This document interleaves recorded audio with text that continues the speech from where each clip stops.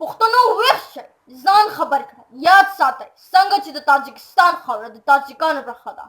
د ازبکستان خاوره د ازبکانو برخه ده، او څنګه چې د نسلن هندیانو او پارسیوانو او د نورو قومونو خاوره او برخه معلومه ده.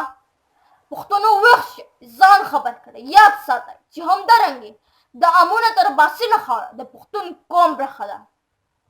پښتنو ویښ شئ، ځان خبر کړئ، یاد ساتئ چې د نړیوال دستور په مطابق په پښتنه خاوره په ټولو وسایلو، سرکاري نوکرو،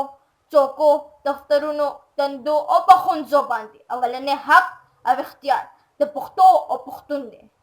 پښتنو ځان خبر کړئ، یاد ساتئ چې په پښتنه خاوره د نورو قومونو خلکو او د هغوی ژبې ته د نړیوال دستور په مطابق د پښتو او پښتون د سوري د لاندې یاد ساتئ د پښتو او پښتون د ستوري د لاندې د ژوند هر قسم حق حاصل دی. پښتنو یاد ساتئ، ځان خبر کړئ، ویښ شئ تر کومه په پښتنه خاوره یو جوګه پښتون ځوان هم بېروزګاره وي، تر هغې د نړیوال دستور په مطابق په پښتنه خاوره په ټولو وسایلو،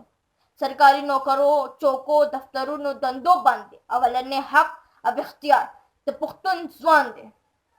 پښتنو ځان خبر کړئ، یاد ساتئ چې د نړیوال دستور په مطابق پښتو ژبه دا حق لري چې پښتو ژبه به په پښتنه خاوره د ټولو سرکاري او شخصي دفترونو، د ښوونځو او د میډیا لازم ژبه وي. په پښتو ژبه کې به بنیادي زده کړه لازم وي او د نورو قومونو ژبو ته به په نصاب کې بس د یو ژبې په توګه ځای ورکولی کېږي. پښتنو ویښ شئ، ځان خبر کړئ چې نه خو د نړیوال دستور په مطابق په پښتنه خاوره د پښتون قوم اولنی حق ثابت دی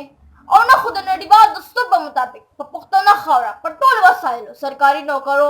چوکو، دفترونو، دندو، ښوونځو، میډیا باندې اولنی حق د پښتون دی او نه خو په پښتو ژبه کې بنیادي زده کړه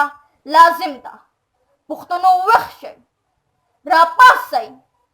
او د نړۍ د نورو قومونو په شانتې په خپله خاوره د نړیوال دستور په مطابق خپل او د خپلې پښتو ژبې اولنی حق ثابت کړئ. والسلام. ژوندی دی پښتون قوم، ژوندی دی ډاکټر خان تحریک یعنی خپلواک پښتونستان غورځنګ.